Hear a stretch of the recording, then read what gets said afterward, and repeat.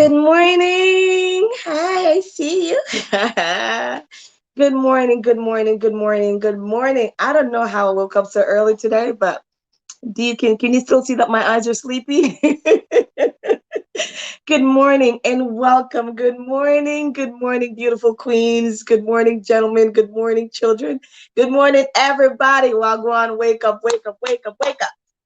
Thank you. Well, I went down late last night and I'm up this morning, so thanks for waking up and joining me today for another amazing conversation around financial literacy. We know how that is so important in every season, and especially in this season, in every community, and especially in the Black community. We know that there is a big gap, and that's one of the things that we want to talk into today.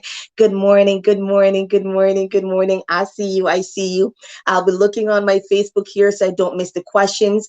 If you're just tuning on, we have the post with some questionnaire with a questionnaire on our Facebook page, so check that out so you can take part and answer some questions, ask some questions. So have some question ready because I have some amazing guests that are ready to talk with you. Good morning, Cheryl Dean. Good morning, Jennifer Wagwan McQueen. Cheryl Dean, look at my hair. When you got a Black queen and you can call her up and like, okay, you got to do my hair. Get out of the bed. Push your husband over. I'm coming to Bradford. Thank you, girl. Thank you, thank you, thank you. Appreciate you. Thank you, thank you. Good morning, Jennifer. Good morning. So good morning, everybody. If you have an opportunity to share the post, please do so. Please have some questions ready for us because we have some amazing guests.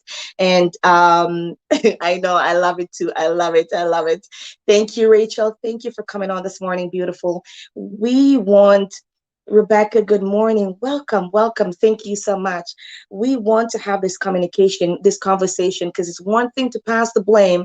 It's another thing. Good morning, Ron. Morning, morning. It's another thing to take responsibility for it.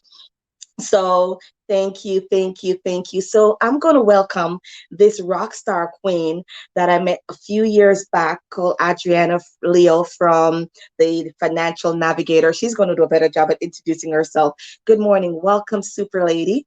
Thank you so much for joining me this morning. I'm so Good excited to have morning. this conversation. Welcome. Tell Aurora who you are before we bring on the next person quickly, please.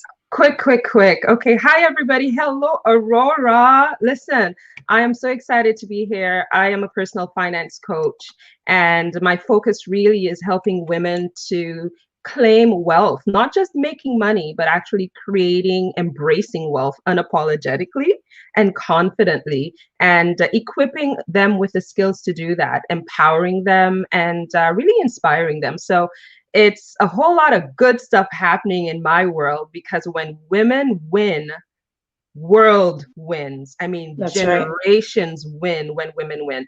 No, no, don't. I don't want any of the guys to send me no hate mail. I love y'all.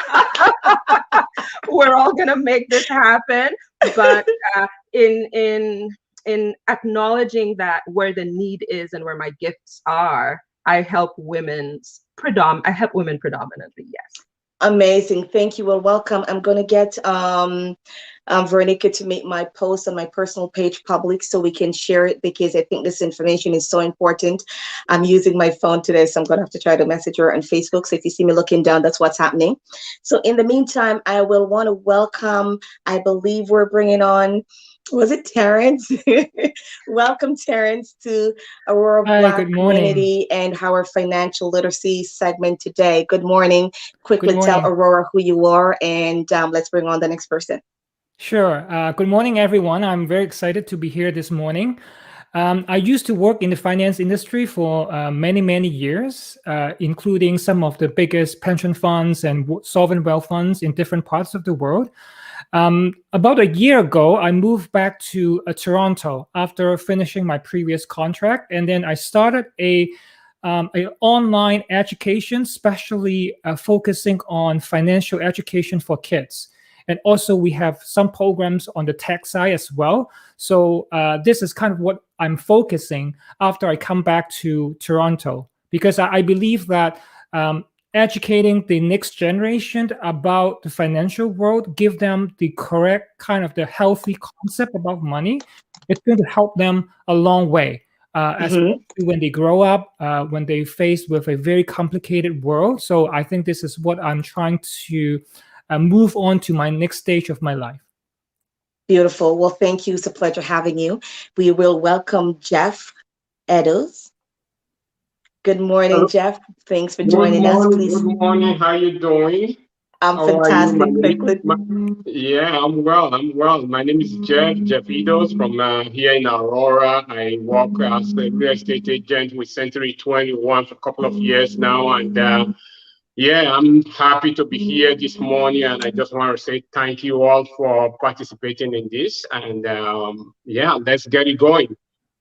Awesome. Thank you. We also will welcome David Hopkinson, please. Good morning, Wagwan. Good morning. Good morning. How are you?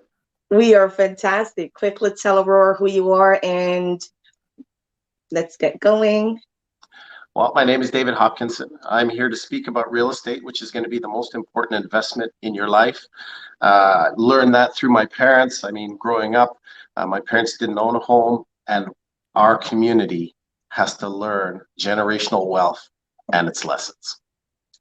I agree. So it is a pleasure having you guys. Thank you for giving me this morning at 10 a.m. Well, no, technically at 9 a.m., probably even at 6 a.m. Thank you for doing this because it is so important to have this kind of education and the strength for us to create financial wealth, for us to not ignore the fact that in spite of everything else, having our health in finances is one of the key pieces for success and to break down barriers of where we're feeling like there's no weaker economical generational wealth legacy transfer, especially within the Black community. So we will get right into that conversation. There is a video that I will share, post quickly, share quickly with the community, and then we'll get right into it, if that's okay. I worked at LA Unified School District, and I was reminded daily by the educators that I wasn't qualified to work there because I didn't have a degree, which was okay for me because my best motivation initially was I'll show you motivation. Anybody else got the I'll show you motivation, right? Yes, right? And so I started reading books. I never finished them because it took too long. It took at that time, like 9 months to finish one book. I'm like, oh my God, this book. I thought the books were boring, but it really was. I just kept having to reread the same line to get it. But I kept coming past the pay yourself first. So I wrote a check for $110 to myself. And in the memo line, I put funding my dream.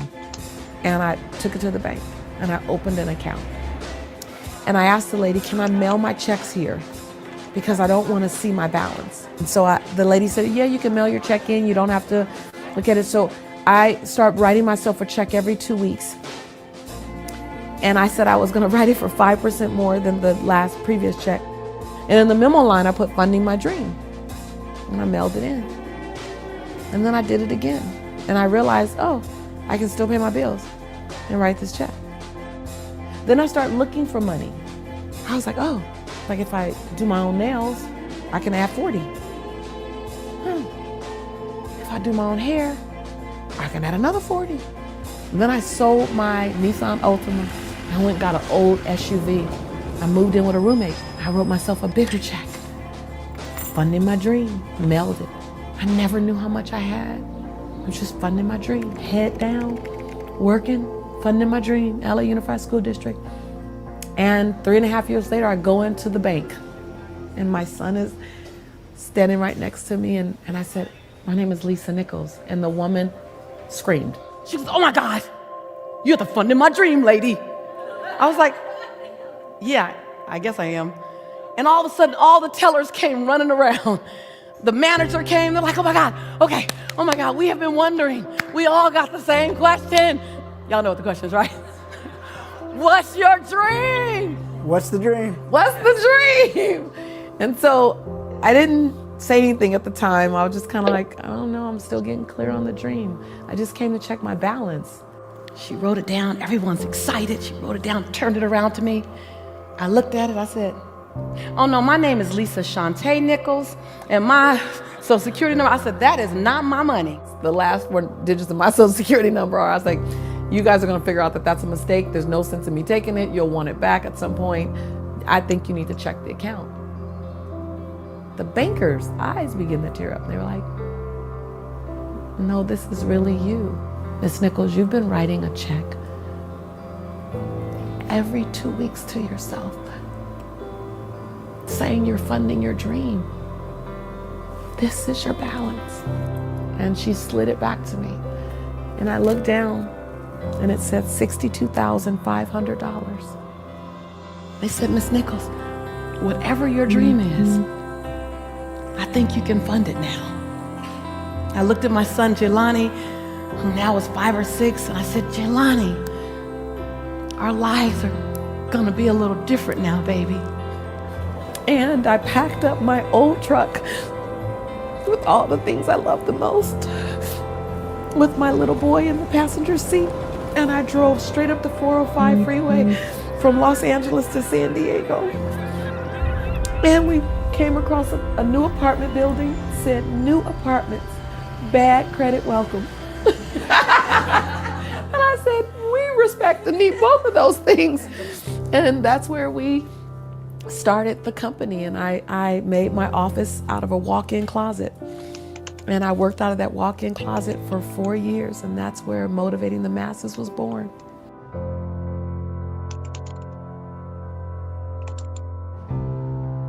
That was awesome. That was amazing. That was amazing. Adriana, I'm going to hit at you right now, firstly, because I wanted to ask you anything. What do you want to say to the community? First of all, let me acknowledge them one more time. Good morning, Aurora. Welcome to another one of celebrating our Canadian history, Black History Month in Aurora. We thank you for being a part of this. We thank you for being a part of this education, this ongoing dialogue, this culture bridging, this awareness. And so I want to greet the mayor. I want to greet the entire town leaders and counselors. I want to thank you to the entire community, our viewers. We cannot do anything for the people without the people. Thank you, first of all, for receiving me. I just thank you and I welcome you. Ask your question. Let us know what you are working on right now with your finances as you pivot, as you deal with COVID, unemployed or not employed. Talk to us because we will be seeing your comments and we'll be getting onto it. So without that, I'm going back to you, Adriana. What do you want to start off with? Listen, girl, I feel like I could have busted out a hallelujah right there, right? Like, somebody say amen. Yes. And you know what? It really is not so much about the fact that she wrote a check every 2 weeks.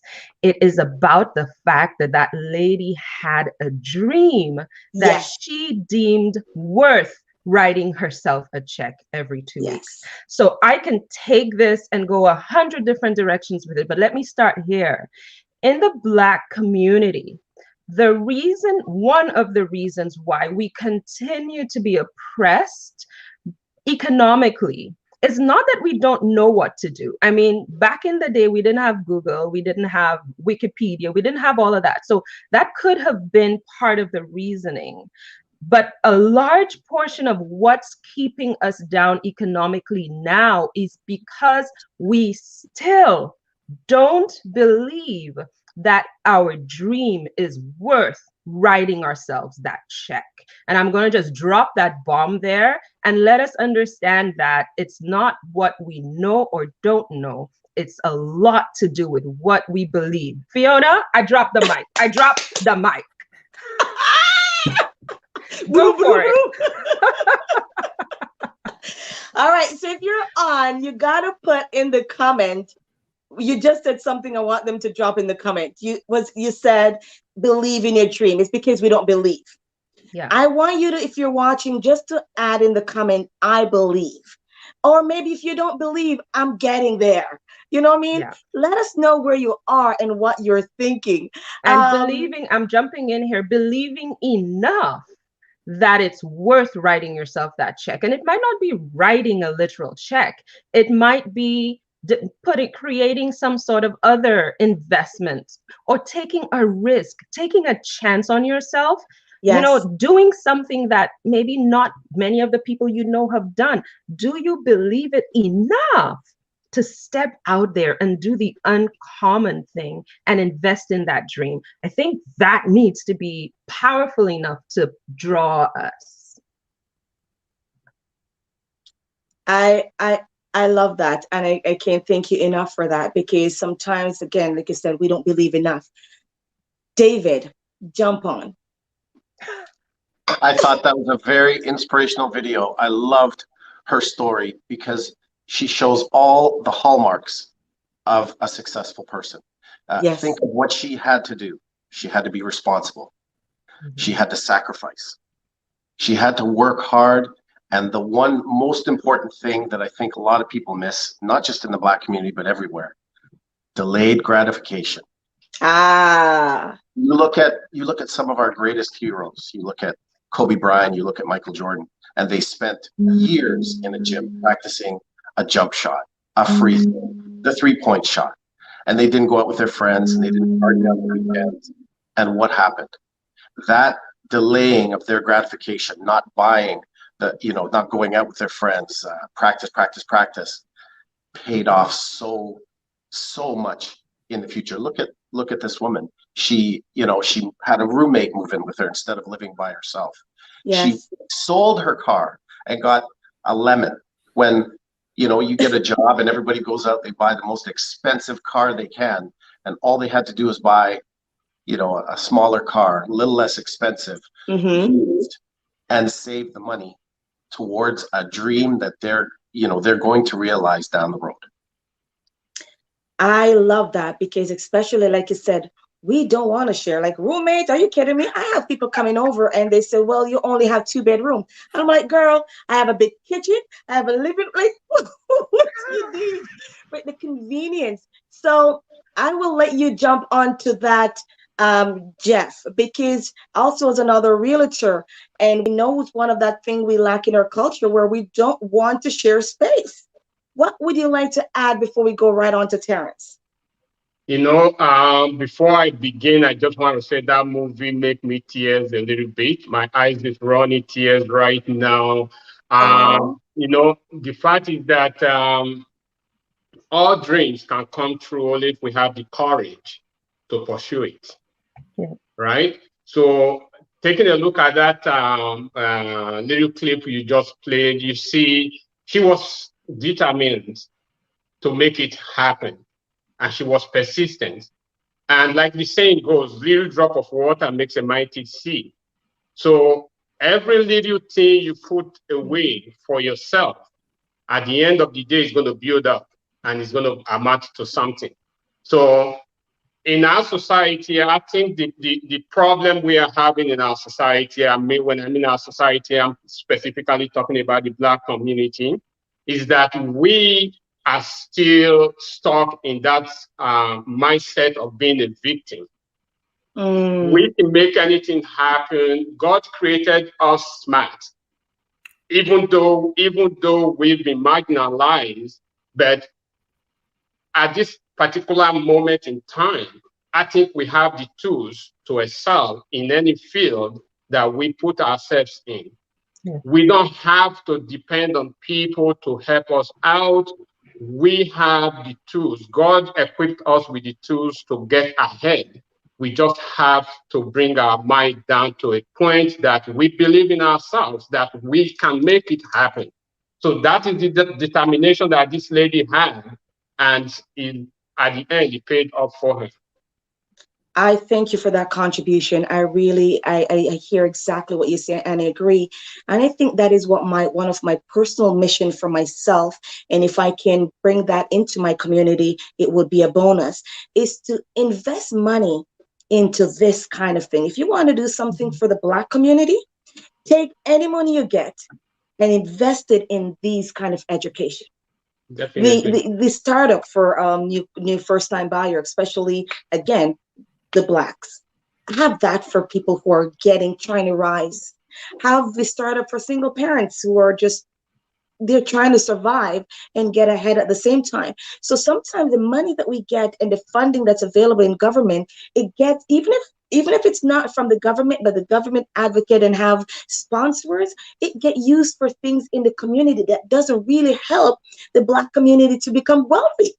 But it Definitely. becomes only visual wealth, but no growth in ourselves. So, Terrance, we know that financial literacy is very important. Why is it also so important from the stage of being a child?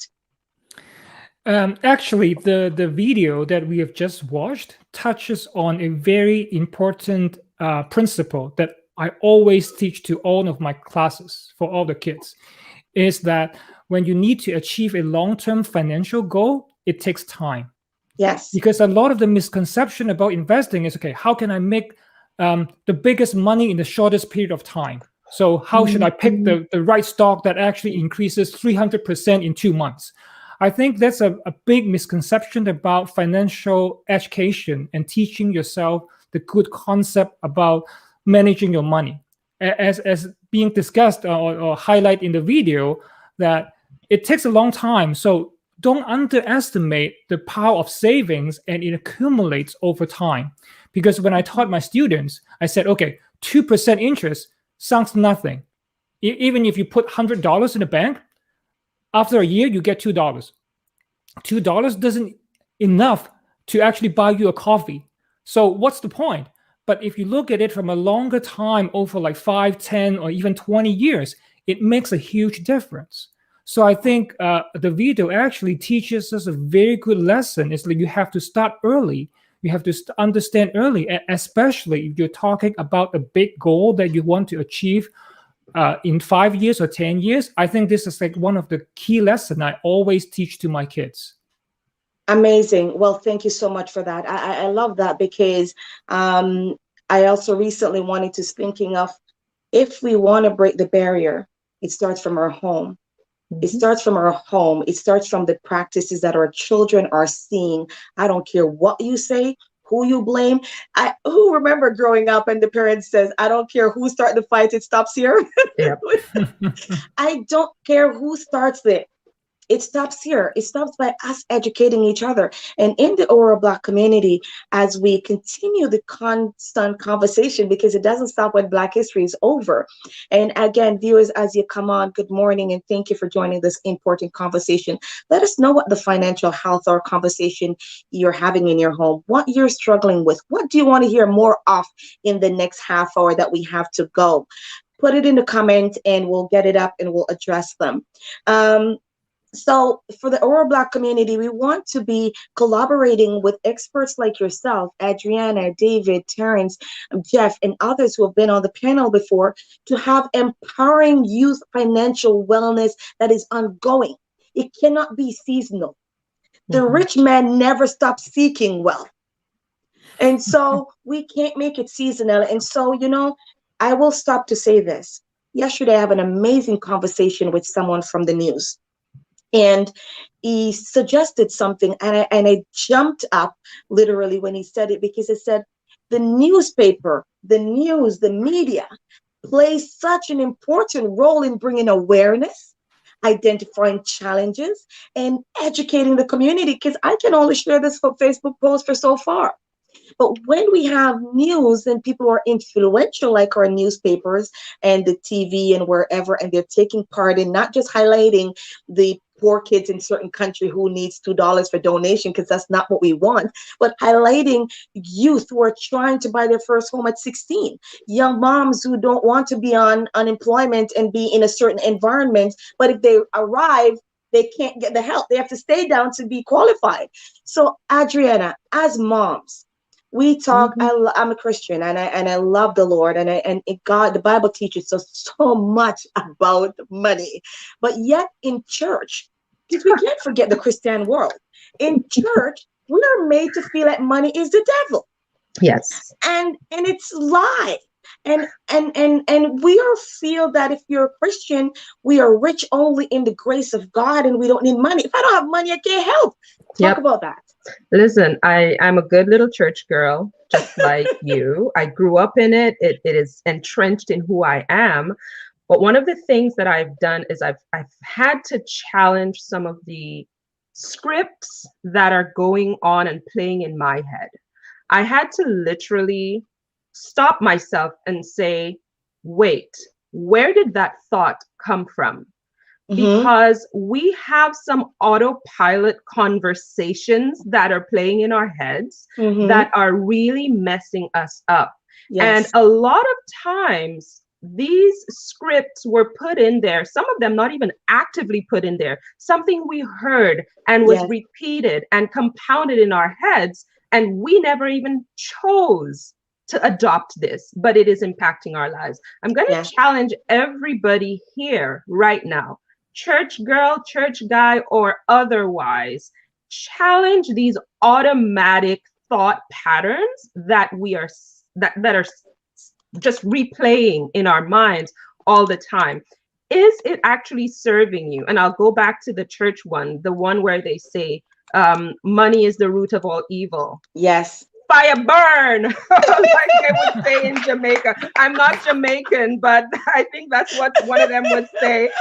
But that's not true. It has been misinterpreted and misapplied. Is that thought, first of all, correct? Is it serving you? And what can you rewrite instead? The word says the love of money is the root of all evil. But brethren, if you don't have the money, you're not eating today. Money is a universal currency of exchange. That's all that it is. And all I'm saying is challenge those thought patterns as a woman, as a mother, because you know, so many of our families are led by women, whether they're married women or not. Mothers, women in the home have that fundamental capacity to influence that next generation. So what are we going to do? Well, you bet. I got 2 daughters. They are not sitting around waiting for any man to feed them. I love my husband and they love their daddy. But we have to be honest here. No Cinderella stories are playing out in the world today. That's girl. Thank you. I gotta calm down. Your pastor will be calling you later. Oh no, he's heard that before. No apologies. Massa. Hey, Paulette. Good morning, girls. Good morning, guys. Good morning, Ron. Ask your comment. We have some amazing people here ready to answer you. We're going to jump right in and ask David, because we know sometimes there's pressure put on men, because we women are not very nice sometimes, you know. We do the spending. We don't want to help our husband to save, and we leave it on the man. And culturally, for a friend was speaking to me, she's Persian, and she said to me, do you know that my husband have to pay me for this? Or, you know, there's a certain religion, it's in the religion that this is what has to be done. And also there's in other culture where men has a burden to carry this financial responsibility. And as women I want to say then as Black women, I don't know sometimes if we take that for granted, or what does it do when you're a man and your wife is stay at home? David, what do you want to contribute? Then Jeff, jump right in after. You know, when you're talking about men and women, if you have a traditional outlook on it, then, you know, the man pays and he's responsible for the bills at home. But women are a huge part of the workforce. We have equal pay. Women are going into jobs and into careers that were never open to them before. So now we have 2 people potentially in a family that are earning a fair income.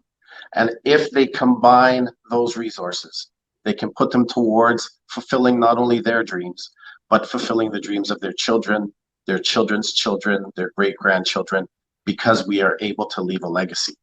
Yes. So when we're talking about that, that's generational wealth. That's, you know, sacrificing what you have now to earn something more in the future and pass it on to generations. Because if you can pass your family home on to your children, you take care of 3 generations. It's so important. It is a lesson that we in the Black community must learn, There are a number of lessons that we have to learn, but that is financially, that is one of the most principal ones we have to look at.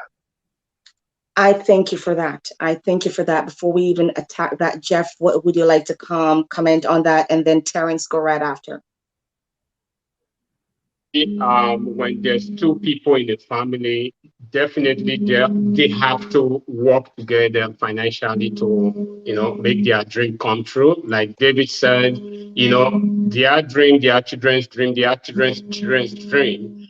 If two people are married, in the Bible, it said a man left his family's house and the woman left their family's house, and the both of them come together, they become one.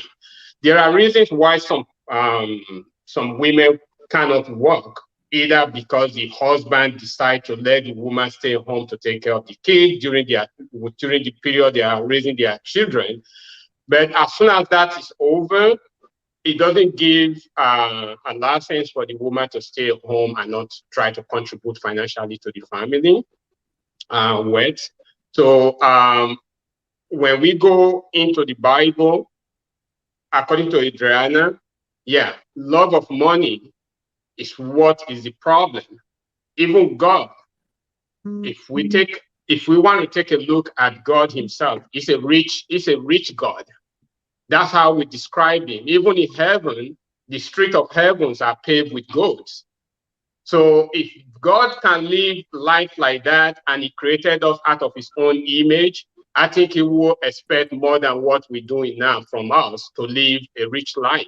As long as our love for money doesn't supersede what he has created us for. I love that. Thank you so much for that. I will bring Terrance in. And then in the meantime, if we have any comments from our audience, we will pop them up so we can start addressing those. Oh my goodness. This is, I feel awoke. Thank you guys for this amazing conversation. It's early and you're keeping me alive and awake. Terrance, what would you like to add to this before we bring up any comments that we have from our viewers? I think, regardless whether you're men, women, what color you are, I think most people have to redefine the meaning of money, because there are a lot of misconceptions about the meaning of money. And for me, money is not about wealth. It's issues you should take into consideration of your total well-being, because that should be part of it. So for example, we spend a lot of time, let's say, okay, going to the gym. Because why? Because we want to improve our physical well-being, right? And then when we spend a lot of time doing like schoolwork, trying to educate yourself, going to different universities, why? Because we want to get a good career. And then we talk about a lot of other things like mental health. All this contributes to your well-being. But not a lot of people look at money as part of building up your well-being or total well-being. Consider a case that actually you learn skills, you develop a good plan such that it provides you financial stability throughout your life. It actually contributes a lot to your total well-being. So I think most people should actually look at that from that perspective, as to contribute to your overall total well-being, as opposed to, oh, money is evil, love of money is bad. I think we should have a much healthier concept of understanding what is the true meaning of money, especially in today's world, where the financial world is getting more and more complicated. And we need to understand at least some basics to at least ask the right questions to the professionals. Because a lot of people will say, okay, don't worry about it. I just hired a professional or maybe a financial advisor to help me. I don't understand what the difference between TFSA and RSP and RESP, all these acronyms. But even if you do that, you have to know what is your goal, what's the long-term goal, and then ask the right questions to the professionals so that the professionals can provide the right answers for you, because the professionals cannot define a life goal for you. He doesn't know like what you want to do, what you want to achieve from a long-term perspective. So that's why I think this is so important to understand kind of the true meaning of money in today's world. I thank you so much for that. And something I will add to it is this. If I don't have money, it is possible that I'm going to have a mental health breakdown. Because if I have to struggle to eat and I can't pay my rent, and my we don't have clothes, and my heat is being threatened to cut off, and my light is covered off, that's affecting my health. So it's going to affect my decision. It's going to affect even me functioning to think about anything else if I can't even find the basic necessity of life. So of course I want to have money. I want to have it. I would see my neighbor and they want help. I spoke recently in the rural community where there's someone who found my page somewhere and emailed me and said, Fiona, I don't know this person. I don't even know how they found me. They said, do you have any food that you're not using that we could have because we don't have enough? I'm talking about living in Aurora. And the person was not Black. And so right away, if I am even, I mean, I'm going to give you my all because that's one of the things I have to balance. And Adriana was working on me with that. I would give my family everything because I feel guilty and I feel responsible. I feel that I'm in Canada. Of course, my $20 to them, it should be more than my $20 to me. But in reality, that was bad health decision. That was poor decision. But then again, if I couldn't afford to cook and give this woman some food, how am I going to benefit my community if I can't even help myself? So we need to have enough and we need to seek it. And before we even go back to you, Adriana, I see we have some comments. If we can see who want to take a look, a touch on them. There was a comment. Is there any comments that we can bring back to the screen, please? I think I saw one from Paulette. Okay, your message today is very powerful. We need to continue getting this message out in day in and day out. Thank you, Keisha, for that. And this is why after this, everyone can comment I'm in, because we will be doing these workshops to have this conversation going. We can't be lazy with our finances. Paulette says, yes, for the love of money. She was telling us what the scripture is. Sometimes we have these religion things that keep us trapped. And I'm sorry, I don't care which religion, everyone, we have something, religion or not religion, we have beliefs and traditions that keep us trapped. Is there anything else? In essence, money is very important in our life. If we don't have money, we cannot do anything. That is very right, Paulette, and thank you for that comment. Recently, someone in Aurora called me and said, Fiona, I'm trying to buy a home and I don't even know where to go. My credit is good. I still can't save up enough. Everywhere I go, I told no.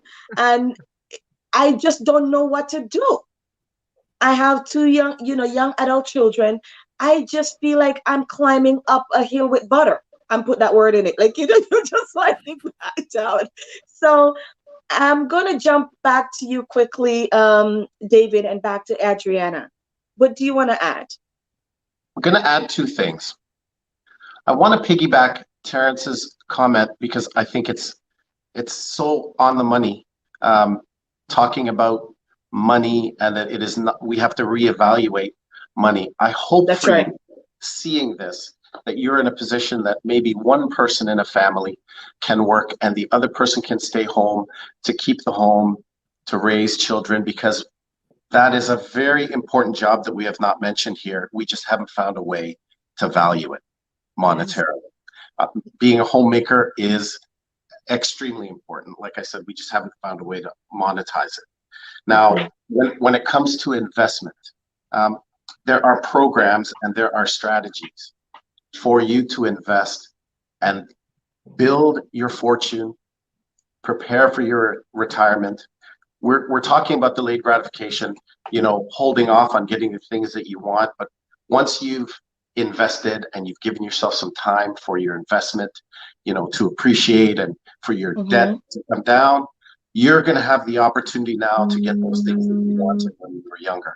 And part of that will be your children's education. It'll be leaving a legacy for them, helping them buy homes, going on vacations. But there are strategies to do all of these things.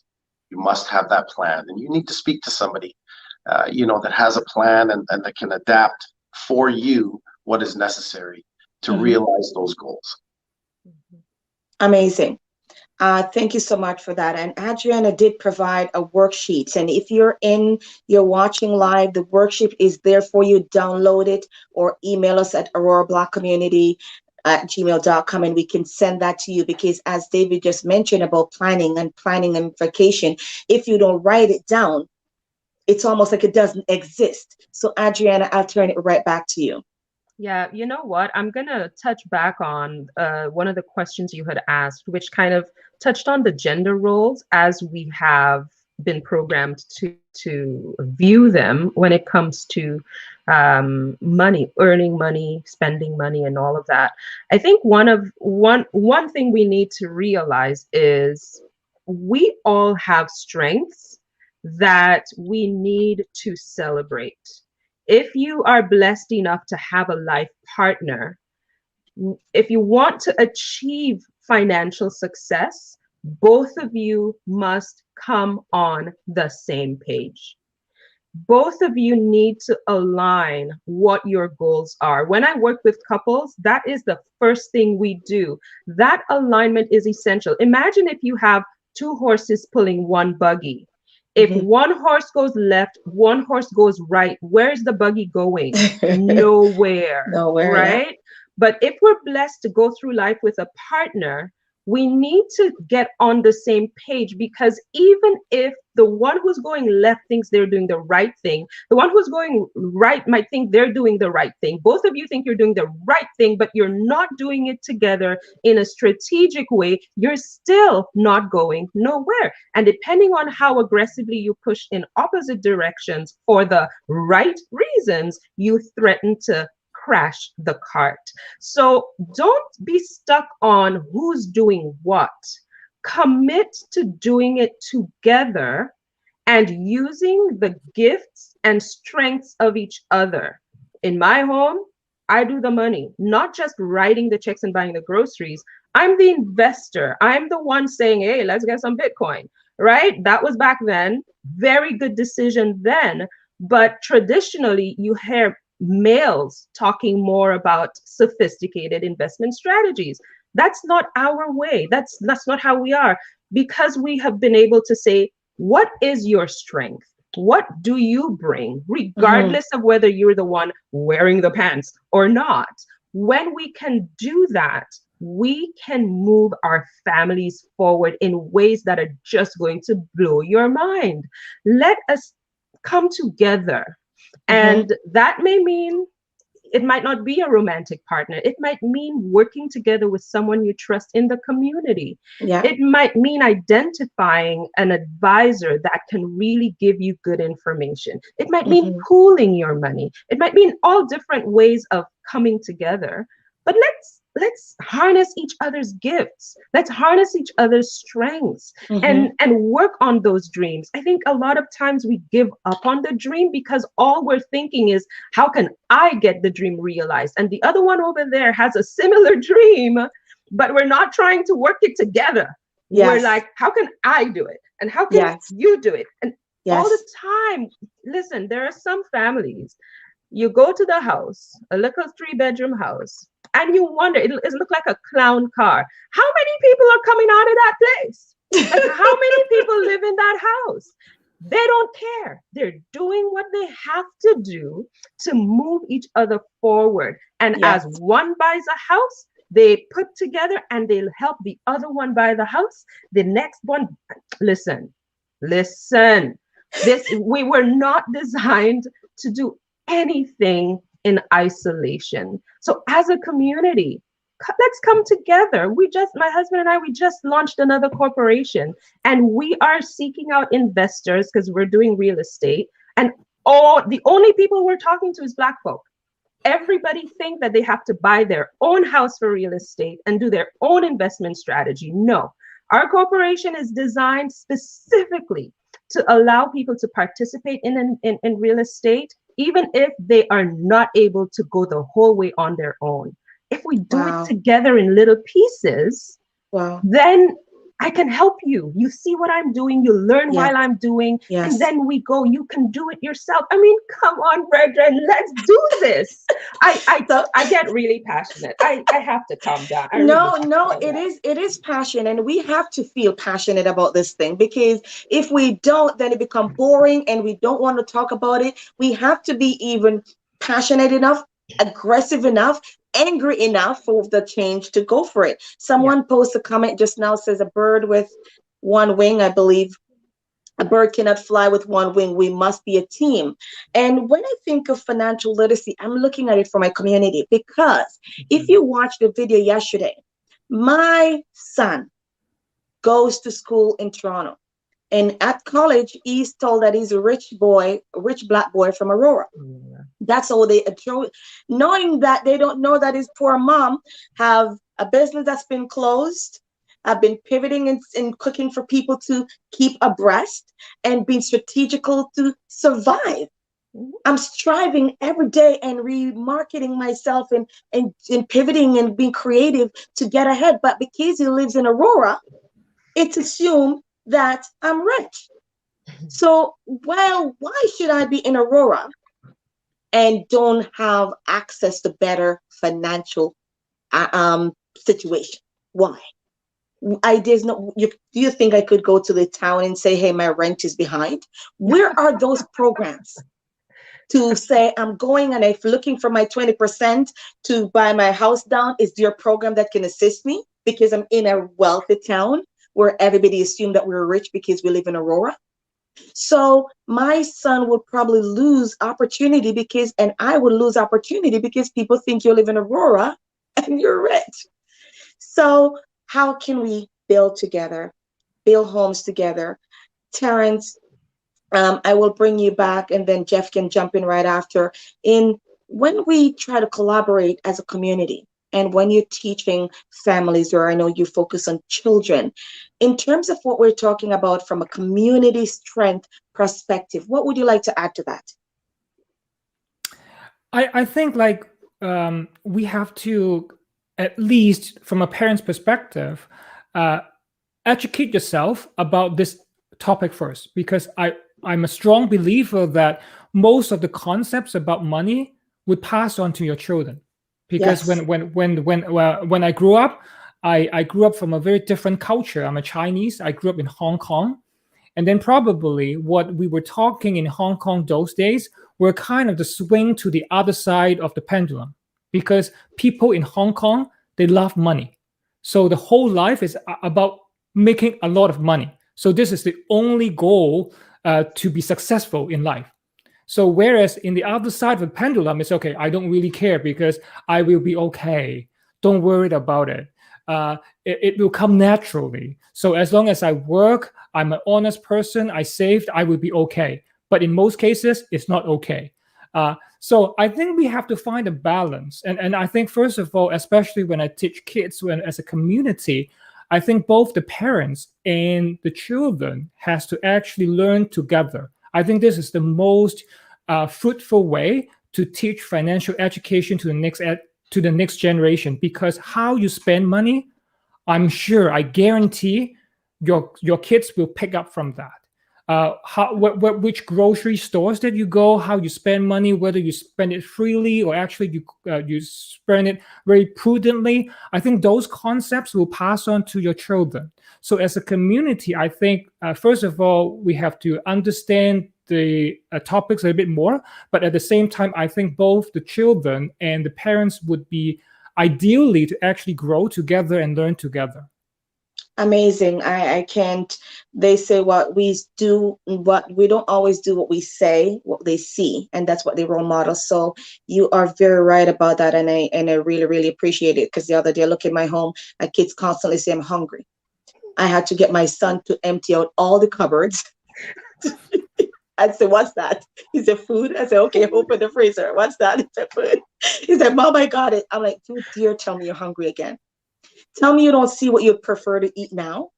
But again, we keep buying and we don't really see. Jeff, what would you like to add to that? Philosophy that says the secret of getting ahead is getting started. Wow. right? So Hashtag.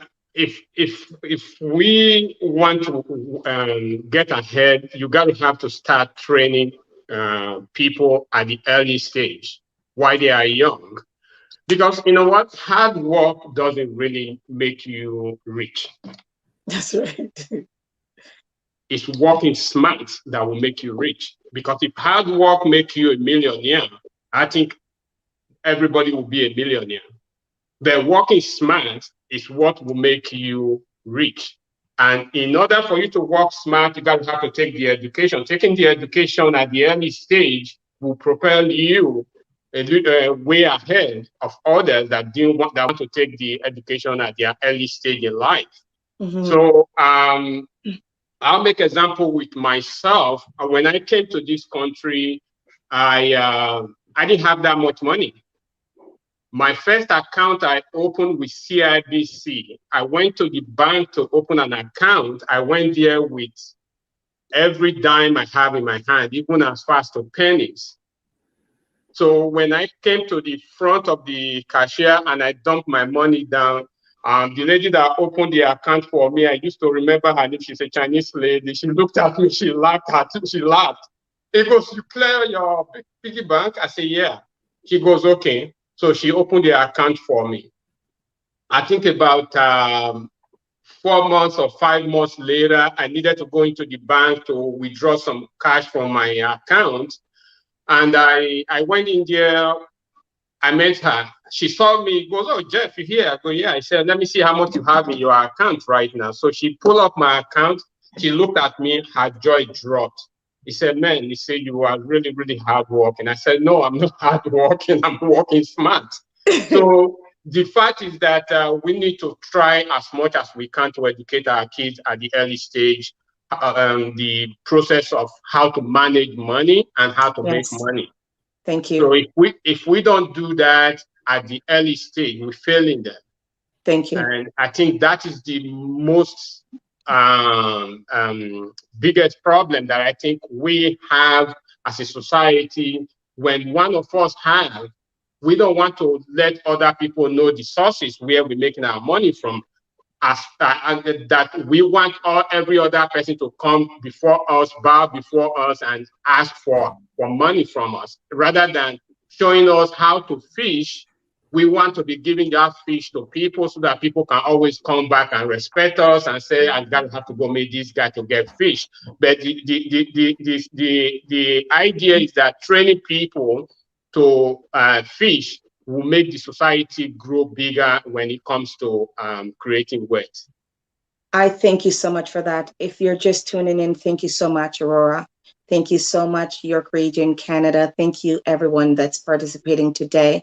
We love virtual because it reaches people all over the world, give you access to things that you probably never had access to or information. So someone mentioned a comments recently about, yes, that's best thing we can do for children is being transparent.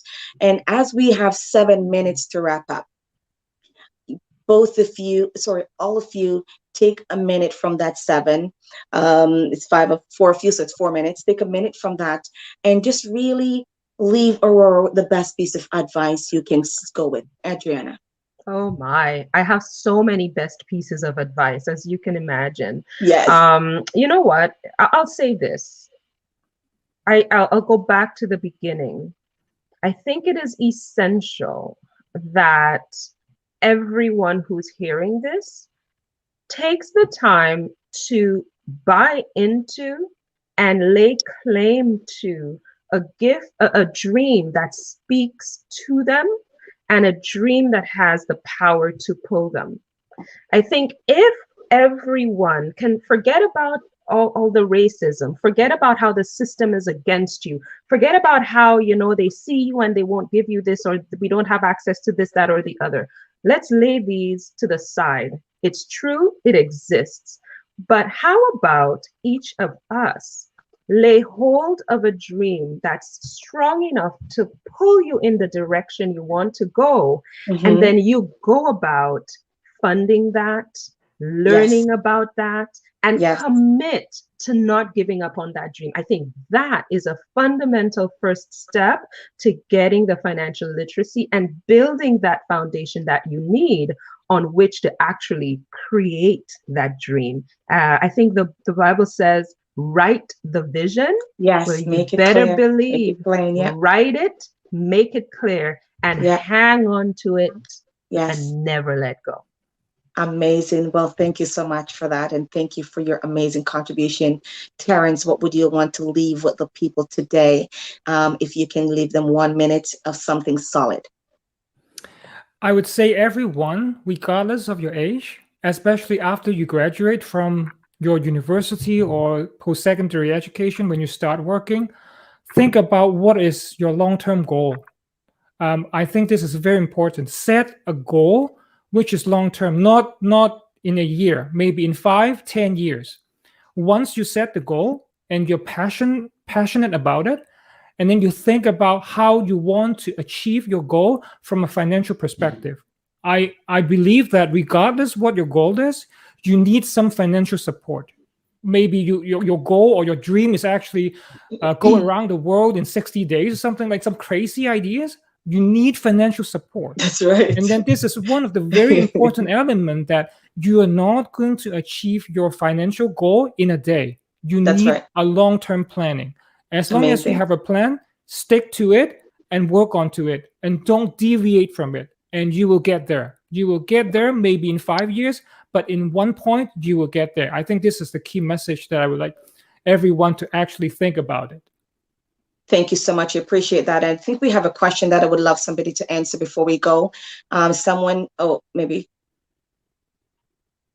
What if the financial dream is stolen? I will try to answer that. I don't think anyone can steal our financial dream. That is a personal decision. I protect me with all I have. Yep. So I can comment more about that later. But another question says, how can a parent pass the valuable information onto their children when they might not know about financial literacy themselves? Wow. Who wants to answer that quickly? And you can also comment about that in the page afterwards as well. Who wants to quickly answer that? Can I do that? Go ahead. Because there are tons of information out there, especially in this world. If you go to YouTube or anything, actually there are tons of information. I'm not thinking that actually there's a lack of information in today's world, especially about financial literacy. But I think you have to get into the right channel and right message to cater to your kids. Because from my experience teaching kids, they're all different. There's no one size fit all. So I think this is the part that you might have to spend a little bit of time to explore different resources to find the right channel, so that you can pass the right information to your kids. Amazing. I appreciate that. Jeff, quickly, what do you did you do already? Yeah, Jeff, quickly, what do you want to leave with the community? We have 2 minutes left to close. All right. David. What I want to leave behind for people to dwell in is that whatever you want to do, make sure you do what you are passionate about, what you are good at. Do it so well that you cannot be ignored. Awesome. When you do it so well, like David said, Kobe Bryant, Michael Jordan, they didn't wake up and become the superstar they were before they retired. They worked on what they were good at. They worked on it, and eventually they become perfect in what they love. So thank you so much. Make sure you do what you love and do it so well that you cannot be ignored. Amazing. David, quickly, 1 second. Tell us something powerful and awesome, and then we'll follow through in the comment sections. This is so amazing. Everybody is given fantastic advice. I'm not going to give advice. I'm going to tell a cautionary tale, mine. When I was in my early 20s, I was fortunate to get a very, very good job that paid more than any of my friends. What did I do with that money? I still live with my parents. I bought the nicest car. I bought all the greatest clothes. I was smart because somebody told me to invest in real estate, and I invested in a home. But within 2 years, I sold that home because I wanted to get an even better car. Had I delayed that, had I kept that home, and just bought a decent car that would service my needs, that home would have been paid off by now. It would have sold for about $950,000. I would be a millionaire, and I'd be able to buy any car I want. That's what Wow. people have to learn about investing. It's a Wow. long game, and you must start young. Well, there you got it, guys. Oh my goodness. And these phenomenal people are going to be commenting in the section later on and follow through. Guys, I can't thank you enough. This smells so amazing. I love it. Thank you. Thank you. Thank you. Thank you. As we close out, guys, I want to say thank you so much, everyone, for tuning in today. Shauna White from the Aurora Museum and Archives, thank you for supporting and making this live stream possible vicariously through Sassy Labby, the most phenomenal production team you can ever have. One thing Lisa Nichols has said in her book, which is the Abundance Now, she said, one of the biggest lessons I learned was that I couldn't transform my life based on the limited knowledge I had at that time. And I think someone had asked the same question: how do you pass it on to your children if you don't even know it? I had to find out what I didn't know. So amplifying your game is not just about doing more, it's about knowing more. So today, Aurora, we thank you. Keep your comments and your question going. We're going to be setting up a workshop and a work camp that we can continue to provide this knowledge to our youth, to our community, and to build us up. We cannot be in Aurora and be Black and poor, or we cannot be in any country or any city and not have enough. We're going to work to strengthen our community. We don't want a pretty city, we want strong community. So we can be strong and pretty and weak, and we don't want that. So right now, as we keep each other accountable, we are thanking you all again. Thank you, David. Thank you, Terrance. Thank you, Jeff. Thank you, my girl Adriana. Good morning, everybody. Thank you, my awesome husband, for putting up with me. I've been online the whole month. This poor guy had scrambled egg and spinach the other day for dinner, just so I can make it on this. So I thank you, Aurora, again for receiving me. Enough love back to the town council, to my girl Shauna White, to Sandra Humphrey, and everybody. Thank you again, Sassy Labby, Veronica. I love you. I love you and I appreciate you. We're signing out, and we'll be following through with you guys on the comments. See you guys, and thank you so much. Happy Friday.